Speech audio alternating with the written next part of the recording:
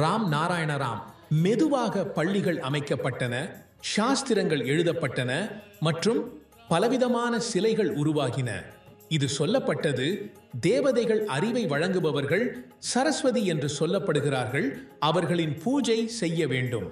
நாட்டில் ஒழுக்கம் காப்பதற்கு பலவிதமான சிலைகள் உருவாக்கப்பட்டன, மந்திரங்கள் அமைக்கப்பட்டன. இந்த சிலையின் மீது இந்த பீஜ மந்திரத்தால் தியானம் செய்யப்படுகிறது.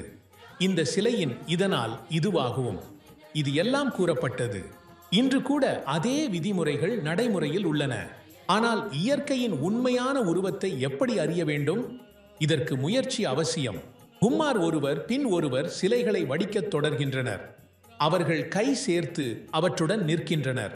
வருடங்கள், ஆண்டுகள் இதே நடந்து கொண்டே இருக்கும். ஆனால் உண்மையில் என்ன செய்ய வேண்டும்? என்ன செய்ய வேண்டும்? என்ன பெற வேண்டும்? எங்கு செல்ல வேண்டும்? இதை செய்வதன் மூலம் என்ன கிடைக்கும், எங்கு கிடைக்கும் என்பதை புரிந்து கொள்ள முடியாது. ஜாப் செய்யும் போது இறுதியில் சோர்வு ஏற்படுகிறது. இவ்வாறு பல விஷயங்கள் உள்ளன.